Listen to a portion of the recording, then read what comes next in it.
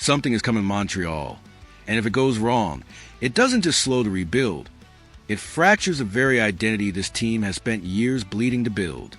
Because right now, the Canadiens are walking a razor's edge. Too good to stay patient. Too young to go all in. Too close to greatness to stand still. And buried beneath all the excitement, all the highlight reel goals, all the flashes of brilliance from a new generation, there's a quiet, uncomfortable truth echoing through the Bell Center.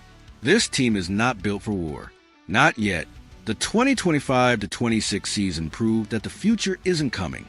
It's already here.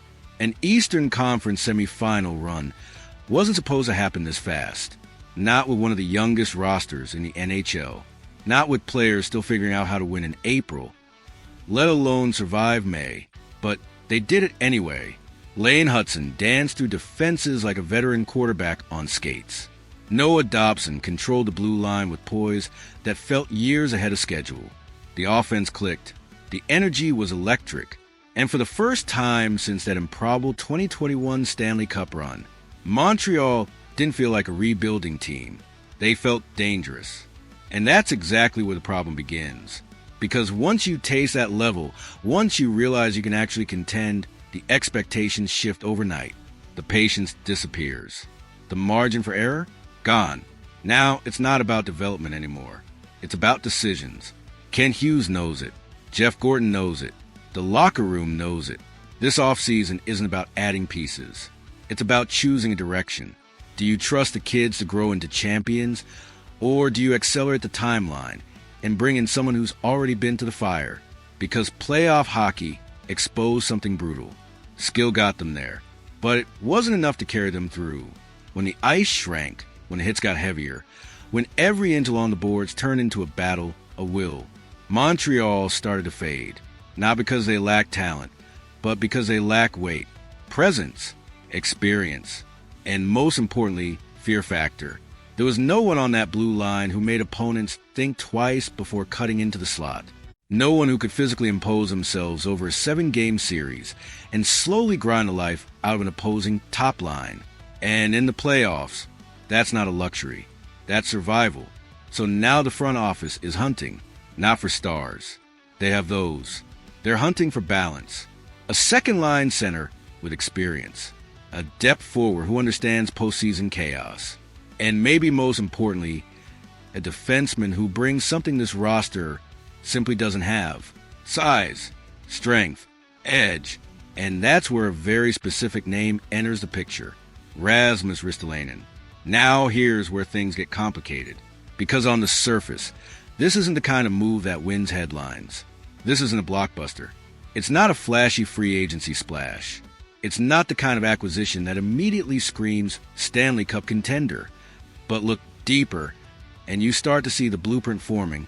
Elliot Friedman connected Montreal to Ristolainen, not as a rumor floating in the void, but as a legitimate conversation happening behind closed doors.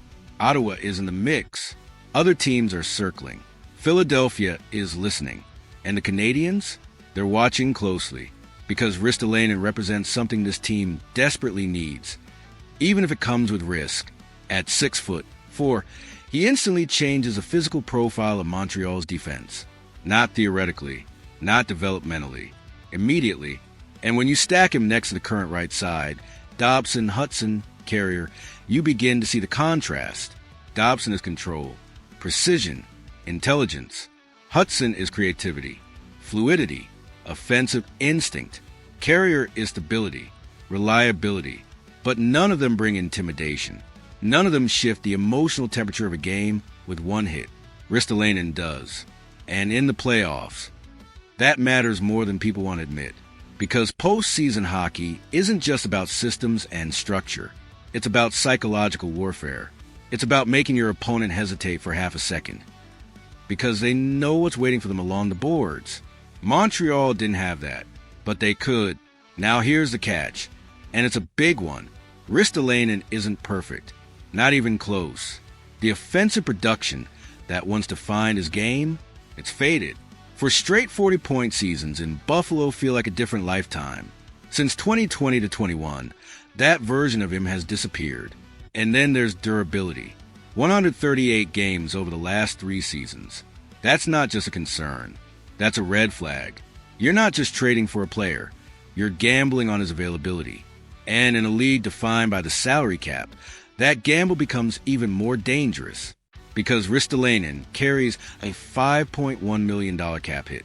For a team like Montreal, that number isn't insignificant. Not when you're managing extensions, planning for future contracts, and trying to maintain flexibility as your young core inevitably gets paid. So now the equation gets more complex. Is he worth the cap hit? Is he worth the risk? And maybe the biggest question of all, is he actually the missing piece or just a temporary fix? Because here's the reality Kent Hughes has to face. This isn't about adding a defenseman. This is about defining the identity of the Montreal Canadiens moving forward. Are they going to remain a fast, skilled, high-tempo team that overwhelms opponents with creativity? Or are they going to evolve into something more balanced, more punishing, more playoff-ready? Because you can't fully be both without sacrifice. Adding Ristolainen means leaning into physicality. It means accepting imperfections in puck movement and transition play in exchange for presence and toughness. It's a philosophical shift, and those decisions ripple through an entire tour. Now imagine the deployment.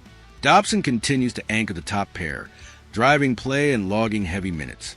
Hudson gets sheltered matchups where he can exploit space and create offense. And Ristolainen, he slots into a third pairing role, but with a very specific purpose. Defensive zone starts, penalty kill responsibilities, late game physical presence. He becomes a weapon, not a star.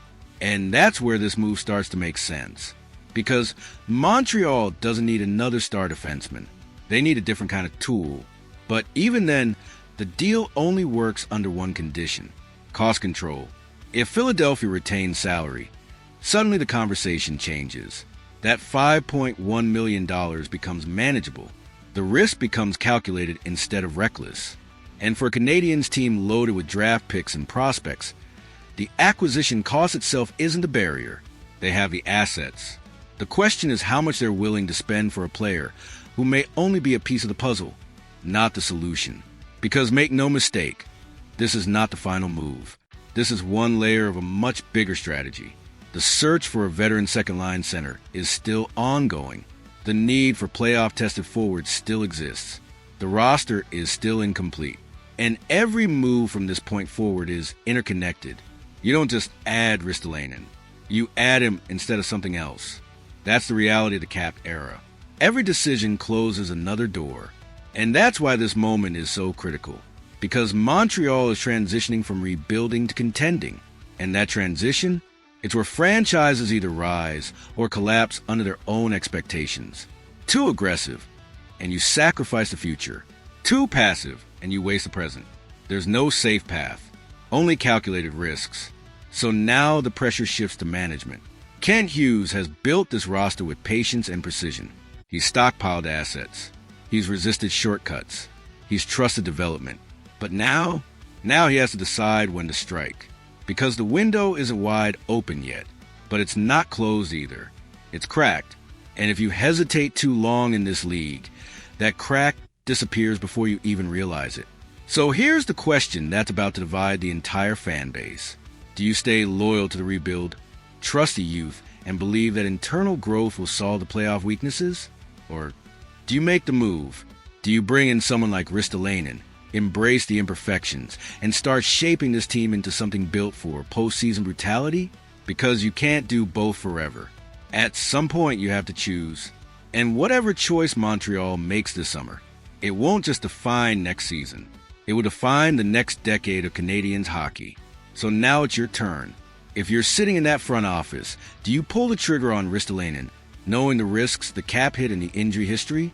Or do you walk away and bet everything on the kids getting stronger when it matters most? Because one path builds patience, the other builds pressure. And in Montreal, pressure is where legends are made or broken. If you believe this team is ready to take that next step, if you think the Habs should stop waiting and start hunting, then you already know what to do. This offseason isn't just another chapter. It's the moment everything changes.